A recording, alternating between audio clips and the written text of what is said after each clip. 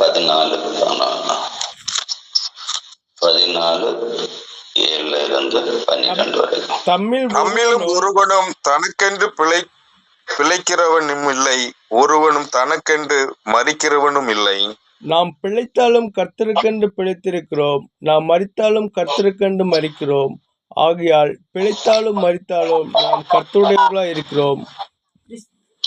கிறிஸ்துவம் மருத்துவர் மேலும் ஜீவனுள்ளோர் மேலும் ஆண்டவராய் இருக்கும் பொருட்டு மரித்தும் எழுந்தும் பிழைத்தும் இருக்கிறார். இப்படி இருக்க நீ உன் சகோதரனை குற்றவாளி என்று தீர்க்கிறது என்ன?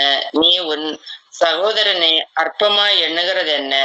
நாம் எல்லாரும் கிறிஸ்துவனுடைய நியாயசனத்திற்கு முன்பாக நிற்போமே. அந்த கதியில் முழங்கால் யாவும் எனக்கு முன்பாக முடங்கும், நாவு யாவும் தேவனை அறிக்கை பண்ணும் என்று என் ஜீவனை கொண்டு இருக்கிறேன் என்பதாய் கர்த்தர் சொல்கிறார் என்று எழுதியிருக்கிறதே.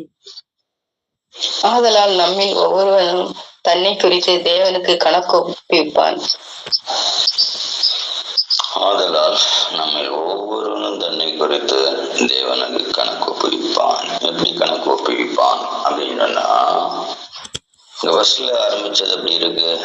நம்மில் ஒருவனும் தனக்கென்று பிழைக்கிறதும் இல்லை, தனக்கென்று மரிக்கிறதும் இல்லை. ஆனா இது யாரு? விசுவாசி. நீங்க எல்லாருமே நம்ம என்ன செய்யறோம்? நமக்குன்னு தான் பிழைக்கிறோம், நமக்குன்னு தான் மரிக்கிறோம். ஆனா விசுவாசி அப்படின்னு சொல்ற ஒரு நபர், விசுவாசி அப்படின்னு சொன்னா ஒவ்வொரு விசுவாசியும் ஆண்டவருக்கு உழைக்கிறார். இயேசுவை நம்புறேன், நான் கர்த்தராகிய இயேசு கிறிஸ்துவை நம்புறேன், நான் அவரை விசுவாசிக்கிறேன், அவருடைய வசனத்தை நான் கை கொள்ளுகிறேன் அப்படின்னு சொன்னா எல்லாரும் அது ஏதோ அச்சனும் பிரசங்கம் பண்ணுகிறவங்களும் மட்டும்தான் ஊழியக்காரர்கள் அல்ல. எல்லா விசுவாசியும் இயேசு கிறிஸ்துவின் நாமத்தை விசுவாசிக்கிற எல்லாருமே, அப்ப அவருடைய நாமத்தை விசுவாசிக்கிற எல்லாரும் ஊழியக்காரங்கன்னா, அப்ப விசுவாசிக்கிறவன் சொல்லிட்டு குடிக்க முடியுமா? விசுவாசிக்கிறவன் சொல்லிட்டு அநியாயமா நடக்க முடியுமா? சுத்தமா இருக்க முடியுமா? அதெல்லாம் நிச்சயமா முடியாது. கிறிஸ்துவின் விசுவாசி அப்படின்னு சொன்னா கர்த்தருடைய எல்லாருமே தேவனுடைய ஊழியக்காரர்கள்னு சொல்லியிருக்கு. அப்ப அந்த ஊழியக்காரன், தேவனுடைய ஊழியக்காரன் எப்படி இருப்பான்னு மற்றவன் நம்புறது போல விசுவாசி வாழணும். ரெண்டாவது, இனி நம்ம மனுஷனுக்கு தேவனுக்கு மட்டுமே பதில் சொல்லக்கூடிய நிலையில இருக்கிறோம். நம்ம யாரும் மற்றவங்களுக்கு போய் பக்கத்து வீட்டுக்காரனுக்கு இல்லை நம்ம மாப்பிள்ளைக்கு பொண்டாட்டிக்கு இல்லை பிள்ளைகளுக்கு இல்லை குடும்பத்தில் உள்ளவங்க கணக்கு கொடுக்க இல்லை. விசுவாசியுடைய வாழ்க்கை கர்த்தருக்கு மட்டும்தான் கணக்கு கொடுக்கணும். இங்க ஊர்ல இருக்கவங்க பிரியப்படுத்துவதற்கு இல்லை சபையில இருக்கவன பிரியப்படுத்துவதற்கு அல்ல நம்ம வாழ்க்கை கர்த்தருக்கு கணக்கு கொடுக்கும் ஒரு வாழ்வு. அது மட்டும் நம்ம இருதயத்துல ஆழமா இருக்கணும். ஏங்கன்னா நீ பிழைத்தாலும் கிறிஸ்துவுக்கு தான், மரித்தாலும் கிறிஸ்துவுக்கு தான். விசுவாசின்னு ஆயிட்டாலே கிறிஸ்துவின் விசுவாசி, அதான் பவுல் ரோம சபை குறித்து சொல்றது. நீ விசுவாசிட்டு ஆயிட்டாலே நீ பிழைத்தாலும் நீ மரித்தாலும் ரெண்டுமே கிறிஸ்துவுக்கு தான் இருக்கணும். ஏன்னா நம்ம ஆண்டவருக்கு உரியவர்கள். 1 கொரிந்தியர் 6ஆம் அதிகாரத்துல 19-20 சொல்ல, உங்கள் சரீரமானது நீங்கள் தேவனால் பெற்றும் உங்களிலே தங்கியிருக்கிற பரிசுத்த ஆவியானுடைய ஆலயமாய் இருக்கிறீர்கள் என்று நீங்கள் உங்களுடையவர்கள் அல்ல என்று அறியீர்களா? அல்ல புரியனாத. உங்கள் சரீரமானது நீங்கள் தேவனால் பெற்றும்.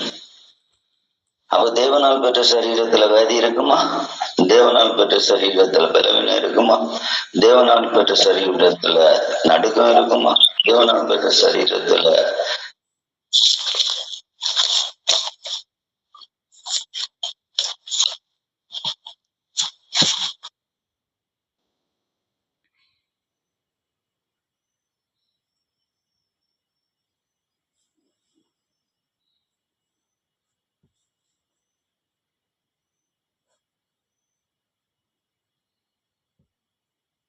ஒரு காரியத்தையும் புரிஞ்சுக்கணும். நான் மரித்தாலும் பிழைத்தாலும் கிறிஸ்துவுக்கு, மரித்தாலும் கிறிஸ்துவுக்கு. அப்படி நான் கிறிஸ்துவுக்காக பிழைக்கவும் கிறிஸ்துவுக்காக மரிக்கிறவன் என்னுடைய சரீரம் எப்படி இருக்கணும்னு தெரியதானே இருக்கு. எனக்கு தலைவதனையா இருக்கு, எனக்கு நிறைய தலைவதனை. நம்ம ஒண்ணு என்ன செய்வோம், எனக்கு தலைவேதனையா இருக்கு, எனக்கு குறுக்குப்படியா இருக்கு, எனக்கு அது எப்படி வரும்? இந்த சரீரம் கர்த்தருக்காக கொடுத்திருக்கிறேன்னு. கர்த்தர் தங்குகிற ஆலயம் இந்த சரீரம், கர்த்தர் தங்கும் ஆலயம். நம்ம சரீரத்துல என்னதோ நினைச்சிட்டு இருக்கிறோம். விசுவாசி அப்படி ஒவ்வொரு விசுவாசிய சரீரமும் பரிசுத்த ஆவியானவர் தங்கக்கூடிய இடம். இதுல வேற ஒண்ணு தங்கக்கூடாது. இந்த சரீரத்துக்குள்ள தங்குறது யாருன்றது நமக்கே தெரியும். நம்ம சரீரத்துக்குள்ள எது தங்குதோ அதுதான் நம்முடைய நினைவாகவே இருக்கும். சரீரத்துல பசி தங்கிறோம், உடனே பசியை பற்றி யோசிக்கிறோம். சரீரத்துல ஆசைகள் தங்கிறோம், உடனே அவைகளை பற்றி யோசிக்கிறோம்.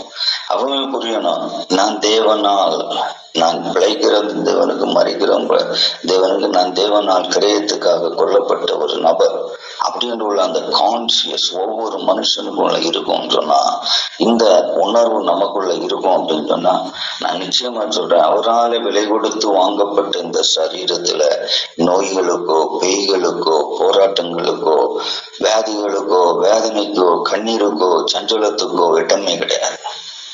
இன்னைக்கு ஏன் என்னுடைய வாழ்க்கையில இந்த சஞ்சலம் அப்படின்னு ஒரு கேள்வி வச்சா, என்னுடைய விசுவாசத்தினுடைய அடிஸ்தான பவுண்டேஷனை குறித்து எனக்கு அறிவில்லாததுனாலதான்.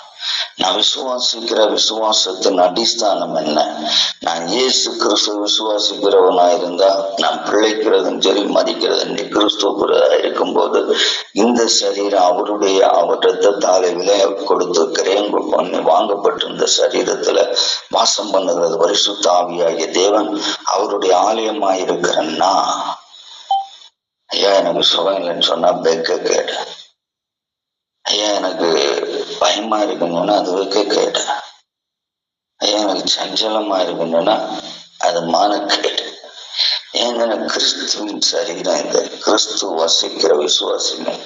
அப்படிப்பட்ட விசுவாசத்துல ஜீவிக்க வேண்டிய நான் போய் நின்னுக்கிட்டு ஒவ்வொரு நிமிஷமும் என் பலவீனத்துக்காய் ஜெபம் பண்ணு, எனக்கு இல்லாமைக்காய் ஜெபம் பண்ணு, எனக்கு தரித்திரத்துக்காய் ஜெபம் பண்ணு, எனக்கு படிப்புக்காய் ஜெபம் பண்ணு, எனக்கு வேலைக்காய் ஜெபம் பண்ணு, எல்லாத்தையும் தான் கிறிஸ்துவுக்காக விலை கொடுத்து வாங்கப்பட்ட நீ எல்லாம் முதலாவது ராஜ்யம் அவருடைய நீதி இந்த இடமும் எல்லாம் கூட கொடுக்கப்படும் சொல்லி இருக்கும் போது இன்னும் ஜெபம், ஒரே ஜெபம் விண்ணப்பம், கொடுங்க உங்க ஜெபம் விண்ணப்பம் எல்லாம் தாருங்க, நாங்க ஜெபம் பண்ணோம், எங்களுக்கு பைசா அனுப்புங்க. எதுக்கு நீ பைசா அனுப்ப போறேன்னு கேட்டேன். முதல்ல ஒண்ணு நீயே பாரு, நீ என்ன வகையான விசுவாசி? அப்ப நீ பைசா அனுப்புங்கன்னா நீ விசுவாசியான்னு கேட்டேன். நீ எதுக்கு பைசா அனுப்பி மற்றவனை வச்சு ஜெபம் பண்ண? நீ எதுக்கு அப்படி ஜெபம் பண்ணணும்? முதலாவது நீ விசுவாசியா இருந்தா, நீ கிறிஸ்துவை விசுவாசிக்கிறவனா இருந்தா, இந்த ஆழமான சிந்தவனுக்குள்ள நான் பிழைப்பதும் மறிப்பதும் கிறிஸ்துவுக்காக இருக்கிறதுனால. அல்ல அந்த 8வது வசனத்தை பாரு, நாம் பிழைத்தாலும் கர்த்தருக்கென்று பிழைத்திருக்கிறோம், மறித்தாலும் கர்த்தருக்கென்று மறிக்கிறோம். ஆகையால் பிழைத்தாலும் மறித்தாலும் நான் கர்த்தருடையவர்களாய் இருக்கிறோம். கிறிஸ்துவும் மரித்தோர் மேலும் ஜீவன் உள்ளோர் மேலும் ஆண்டவராய் இருக்கும் போது மரித்தும் எழுந்தும் பிழைத்தும் இருக்கிறார். இப்படி இருக்க நீ உன் சகோதரரை குற்றவாளி என்று தீர்க்கிறது என்ன? நீ உன் சகோதரனை அப்பமாய் எண்ணுகிறது என்ன? நாம் எல்லாரும் கிறிஸ்துவனுடைய நியாயாசனத்துக்கு முன்பாக நிற்போம். அந்த வழியே முழங்கால் யாவும் அவருக்கு எனக்கு முன்பாக முடங்கும் நாவுகள் யாவும் தேவனை அறிக்கை பண்ணும் என்று என் ஜீவனை கொண்டு உரைக்கிறேன் என்பதற்காய் கர்த்தர் சொல்லுகிறார் என்று எழுதியிருக்கிறது. ஆதலால் நம்ம ஒவ்வொருவனும் தன்னை குறித்து தேவனுக்கு கணக்கு கொடுப்பான். இந்த உணர்வு இவ்வளவு அப்படின்னு நம்ம இருதயத்துல இருந்தாலே போதுமான ஒரு காரியம். அதனால ஒவ்வொருவரும் நம்ம ஒரு காரியத்தை புரிஞ்சுக்கணும். அதனால நான் என்ன செய்யணும்? இந்த உலகத்துல நம்ம கொண்டிருக்கிற ஒளியில நடக்கணும். பரலோகத்தினுடைய நியாயத்திற்கு முன்பாக நிற்கும் உள்ள அறிவும் இருக்கணும். இந்த உலகத்துல நம்முடைய வாழ்க்கை குறித்து ஒரு தெளிவான அறிவும் நமக்கு தேவை. இந்த அறிவுல கர்த்தர் உங்களை என்னை நடத்தணும். இப்போ தெளிவா புரிஞ்சுட்டோம். அதாவது நம்ம அதுல 20வது வசனத்தையும் வாசித்து முடிச்சுறேன். கொரிந்தியர் 6:20 கிரியத்துக்கு கொள்ளப்பட்ட ரட்சிக்கப்படுகிறீர்கள். ஆகையால் தேவனுக்கு உடையவர்களாகிய உங்கள் சரீரத்தாலும் உங்கள் ஆவியினாலும் தேவனை மைமைப்படுத்துங்கள். சரீரத்தாலும் ஆவியினாலும். சரீரம் தேவனை மைமைப்படுத்துவது ஆரோக்கியத்தினாலதான். ஒரு விசுவாசி தேவனை தன் சரீரத்தினால மைமைப்படுத்துகிறான் அப்படின்னா எதனாலுமே அவனுடைய ஆரோக்கியம் தான் அதுக்கு அடையாளம். சரீரத்துல பவுடர் போட்டு அழகு காட்டுறது சரீரத்துல இல்லை. எனக்கு வியாதியை பற்றியே தெரியாது, எனக்கு நோய் கிருமிகள் என்ன தாக்குவதே இல்லை. என் சரீரம் கர்த்தரால் வாங்கப்பட்ட சரீரம். அது ஏது சோம்பி வைரஸ் வந்தாலும் சரி, அது ஏது வைரஸ், இது கர்த்தருடைய கையில் இருக்க சரீரம். நான் ஏன் கிடந்துட்டு அங்க அந்த நோய் வந்துட்டு இந்த நோய் வந்துட்டு கொரோனா வந்துட்டுன்னு சொல்லிட்டு ஓடுது. இந்த சரீரம் கர்த்தருடையது இல்லையா? அப்ப இந்த நம்பிக்கை நிச்சயம் நமக்குள்ள இருக்கணும்ல. அப்ப இந்த நம்பிக்கை நிச்சயம் யாருக்குள்ள இருக்கோ அவங்கதான் விசுவாசி. எல்லாரையும் விசுவாசின்னு சொல்ல முடியாது. ஒரு விசுவாசி எப்படிப்பட்டவங்களா இருக்கிறாங்க? கர்த்தரால் விலை கொடுத்து வாங்கப்பட்ட விசுவாசி நோயற்றவர்கள்.